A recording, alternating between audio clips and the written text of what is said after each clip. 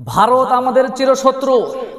এরা বিনা নোটিশে ফারাক্কার বাঁধ খুলে দিয়ে এদেশের মানুষদের সঙ্গে চরম অমানবিক আচরণ করেছে, ঠিক কিনা? প্রিয় ভাইয়েরা আমার, একটা জিনিস মনে রাখতে হবে, এত বড় অপরাধ করে ফেলছে, এরপরেও বাংলাদেশের একটা নিউজ পেপার, সংবাদপত্র প্রথম আলো, তারা নিউজ করেছে উজান থেকে নাকি পানি এসে এদেশে বন্যা হয়েছে। ভারতের নামটা পর্যন্ত নিতে এদের কষ্ট হয়, ভয় লাগে। এরা এখনো ভারতের চামচামি গোলামি করা বন্ধ করে নাই। আবার হাই কমিশন বলতেছে ফারাক্কা বাঁধ নাকি ইচ্ছাকৃতভাবে খোলা হয় নাই, ফারাক্কা বাঁধ নাকি অটোমেটিক খুলে গিয়েছে। তারা সেই পলকের মতো শুরু করছে। কিছুদিন আগে পলক বলল না যে আমরা ইন্টারনেট বন্ধ করি নাই, অটোমেটিক বন্ধ হয়ে গেছে। হাই কমিশনের অবস্থা হয়েছে তাই।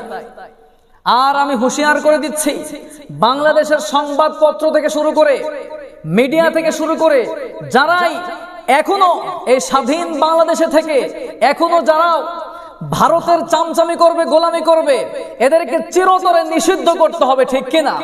প্রিয় ভাইয়েরা আমার, একটা জিনিস মনে রাখতে হবে, আমরা ঐক্যবদ্ধ হতে শিখেছি, আর এই জন্য পৃথিবীর কোনো অপশক্তি আমাদেরকে দমাতে পারবে না ইনশাআল্লাহ। আজ আপনারা দেখতে পাচ্ছেন চাকরির জন্য যারা কিছুদিন আগে আন্দোলন করেছিল, আজ তারা দেশ চালাচ্ছে। বর্তমানে কিছুদিন আগেই দেখা গেল যারা কোটার সংস্কার চেয়েছিল, আলহামদুলিল্লাহ আজকে তারা গোটা দেশটাকে সংস্কার কাজে লিপ্ত হয়েছে। আল্লাহু আকবার। চিন্তা করা যায়, এদেরকে দেখে, এদের কার্যক্রম দেখে আমরা আনন্দিত হয়ে যাচ্ছি, কত ভালো লাগতেছে। প্রিয় ভাইরা আমার, মনে রাখতে হবে, ভারত আমাদের জন্য কোশ্চিন কালেও বন্ধু ছিল না। ভারত হচ্ছে আমাদের জন্য চিরশত্রু। ভারত আমাদের কাছ থেকে শুধু নিতে জানে, দিতে জানে না। ভারত আমাদের কাছ থেকে করিডোর সুবিধা নিয়েছে, ভারত আমাদের কাছ থেকে বন্দর সুবিধা নিয়েছে, ভারত আমাদের কাছ থেকে ট্রানজিট সুবিধা নিয়েছে, ভারত আমাদের বুকের উপর দিয়ে ট্রেন চলাচলের সুবিধা নিয়েছে, আর বিনিময়ে আমাদেরকে ফারাক্কা বাঁধ খুলে দিয়ে এদেশের মানুষদেরকে বন্যার পানিতে ডুবিয়ে ডুবিয়ে মারতেছে, ঠিক কিনা? সুতরাং ভারত আমাদের বন্ধু হতে পারে না। ভারত সব সময় আমাদেরকে পানিতে মারতে চায়, বিভিন্নভাবে আমাদেরকে ধ্বংস করে দিতে চায়। এই জন্য আমার ভাইয়েরা, ভারত আমাদের চিরশত্রু, এটা মনে রাখতেই হবে। ভারত সকল প্রকার, ভারতের সঙ্গে আমার আপনার যত প্রকারের কূটনৈতিক সম্পর্ক রয়েছে সব কিছু ছিন্ন করতে হবে। ভারতের সঙ্গে আমাদের যত ধরনের আমদানি রপ্তানি আছে সব কিছু বন্ধ করে দেওয়া লাগবে। আমার ভাইয়েরা, ভারত কোশ্চিন কালেও বাংলাদেশের বন্ধু হতে পারে না। ভারত এখনো যদি আগ্রাসী মনোভাব বন্ধ না করে, তাহলে এই দেশের ধর্ম বর্ণের সকল প্রকারের মানুষ ঐক্যবদ্ধ হয়ে এমন প্রস্তুতি গ্রহণ করবে, ভারতের 7 সিস্টার থেকে শুরু করে ভারতের মানচিত্র পর্যন্ত আমরা ছিন্ন ভিন্ন করে দিব ইনশাআল্লাহ। প্রিয় ভাইরা আমার, এখন আপনারা বলতে পারেন, হুজুর এটা কিভাবে সম্ভব?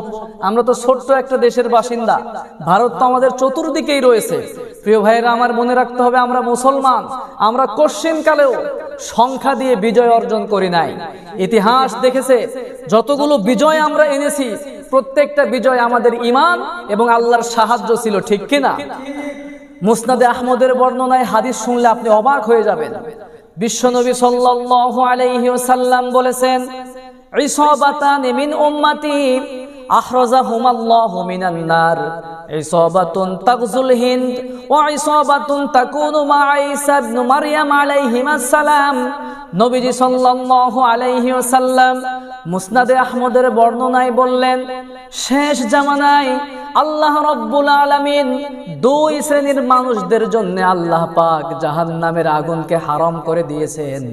জাহান্নামের আগুনকে আল্লাহ পাক হারাম করে দিবেন। তার মধ্যে নাম্বার 1 নাম্বার হচ্ছে ইসাবাতুন তাগজুল হিন্দ, যেই সমস্ত মানুষেরা হিন্দুস্তানের বিরুদ্ধে লড়াই করবে, এই সমস্ত মুজাহিদদের জন্য জাহান্নামের আগুনকে আল্লাহ পাক হারাম করে দিবেন। আর 2 নম্বরে নবীজি বলেছেন, ওয়া ইসাবাতুন তাকুনু মা ঈসা ইবনে মারইয়াম আলাইহিমাস সালাম।